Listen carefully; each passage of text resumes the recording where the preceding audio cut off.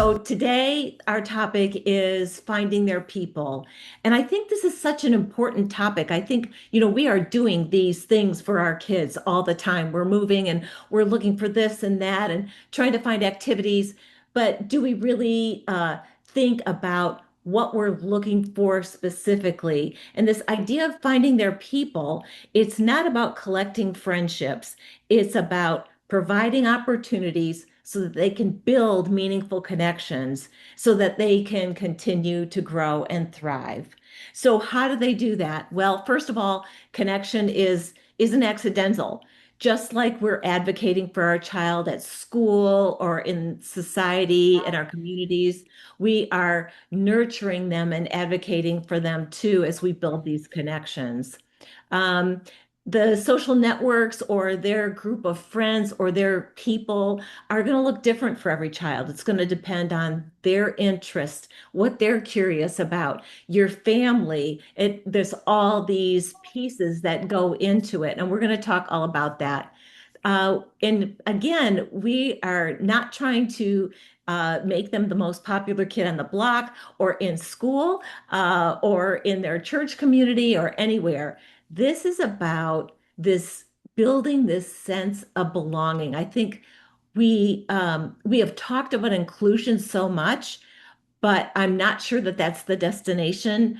I think the destination is this belonging that where they're somewhere where they're seen and valued. Someone misses them when they're not there.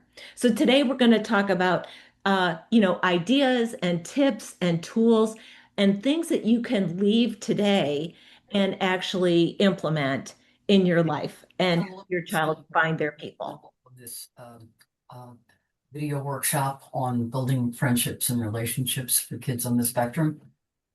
So, Can can everybody put their Sorry, be if can you all make sure you're on mute during the presentation? I can't find who's, maybe it's this one. Okay, uh, sorry, Linda, go ahead. okay? So this is about starting with opportunities that are a good fit for your child. So we want to build this, again, this circle of people, whether it's adults or other children, people who are there to show up for your child. They know them, they're invested in them. And I came up with this framework where it starts with opportunity. We talked about this idea that the destination really is belonging because that leads to purpose and possibility, which is what we're all striving for. Why am I here? What's possible for me in the future? So I like this framework because it starts with the idea that given an opportunity, someone then can be able to participate. As they participate, they start contributing, whether it's to their family, to their community, to their school group, to an activity, doesn't matter what it is. That contribution then makes them belong. It gives them that sense of belonging. Other people start to rally around them. They see them as this, person that can really contribute a lot to the conversation, to the activity, to whatever it is. So from there, we get to belonging. Again, that feeling. I'm sure you can think of a place where you go on a regular basis and it's like, oh, I belong here. There are people who ask me where I was last week or know about my family and ask me questions. That's what we're trying to build for our children. And then, of course, that leads to purpose and possibility. So this is about not building this list of people. It's about building meaningful relationships that then can gradually and naturally become friendships and move from there. So why are we even having this discussion? Well, first of all of these opportunities that we're presenting to our kids every day are helping them build confidence. They're helping them find their place in the world.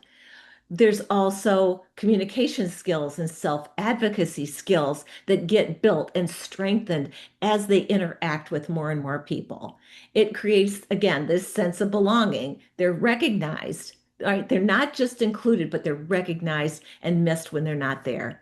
And probably one of the most important things is this idea that it expands your family circle of support, of influence.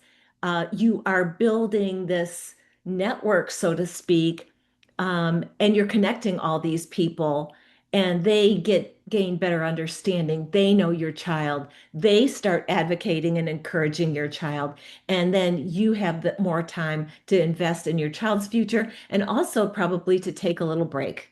That's another benefit of having these people, other children all around your child. This is one of my favorite graphics. Let me tell you a short story. So I was that mom that was determined to find friends for my child. And so I decided when my son was 4, like I said, he has Down syndrome, so he's low muscle tone and, he needed more activity.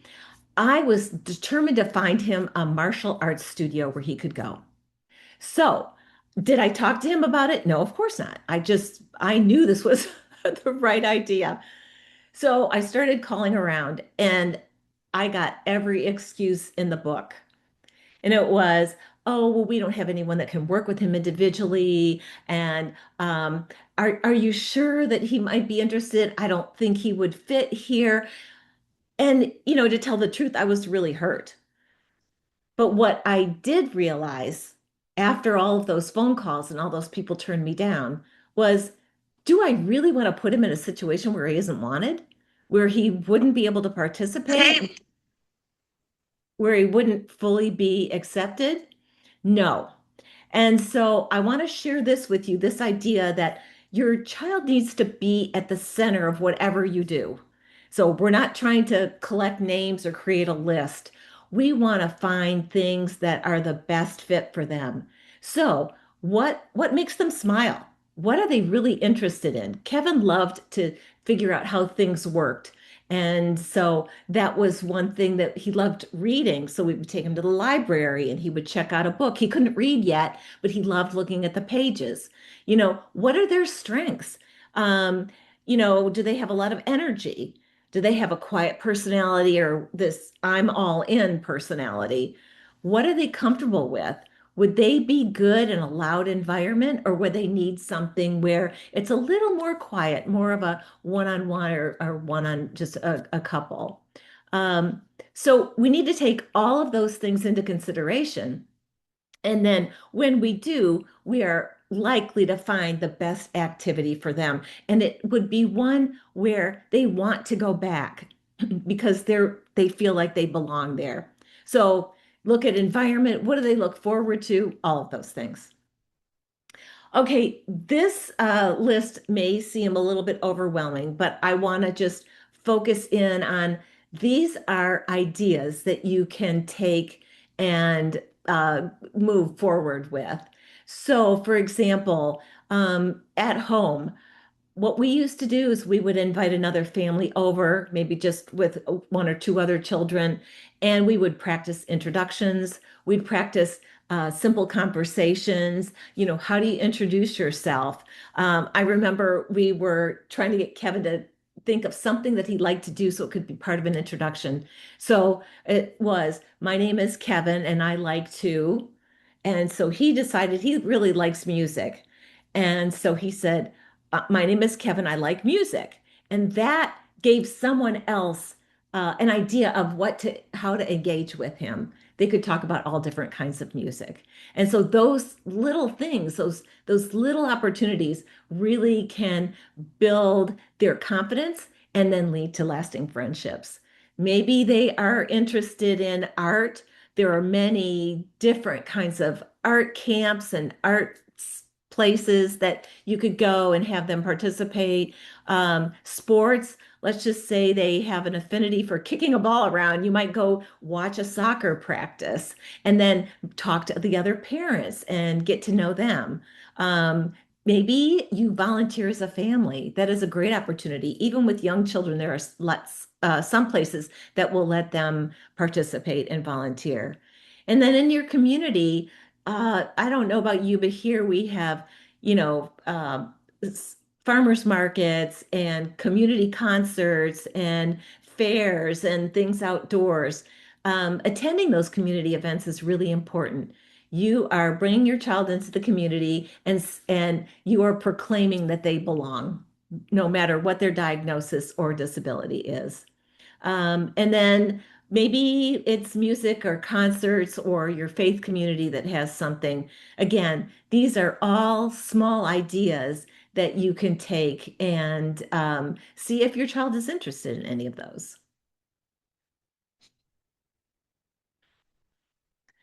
All right. So this really talks about who does your child already know that they have a relationship with, that that person might help expand that circle of friendship or support. Maybe it's a neighbor. I had all kinds of incredible people come into our life at one point or another. I had a neighbor who offered to take Kevin to work. I had a music therapist that had another client in the area, and she used to take my son and this client to lunch so that they could practice their communication skills. Maybe it's another therapist or a friend or another parent. So, who do you already know? Who are they interacting with? I'll tell you another just short story. Kevin works out with a personal trainer twice a week. But this guy has become so much more than that. He knows Kevin. He takes video. He interacts with him even outside of the training sessions. It's so beautiful. It's another one of those contacts. For me, it's an extra set of eyes. He does live in independent living, a ways from here. So it's an extra set of eyes, but it's someone who is invested in him, who really cares about him. So you might think about what new opportunities can you offer? Look at that list. Maybe you can think of other things based on this list of people that might be in your circle of support, and then consider what skills do they need to develop. If they need communication skills, you might want one thing. If they need movement and exercise, you might think of something else. So we are looking for a place to build social skills and a place to belong, but most importantly, a place for them to build community. All right, so here's your challenge. Choose one, maybe in the next week or even two. Pick one of these things that maybe you already have a coffee shop that you like and they have sodas or juice and you can take your child in there and then they start interacting with other people. Maybe there's someone down the street that has a child a similar age. Maybe they have a diagnosis or a disability, maybe they don't. Schedule a short play date, stick out some coloring books and crayons or play some music. Make it very easy. We don't want to overwhelm kids. We want to make sure we always build in downtime. Ask someone to become part of your child's support team. Go back to a familiar place. Choose one of those activities that was on one of the previous slides. Again, we're working through this framework, which starts with opportunity and moves through to belonging and purpose.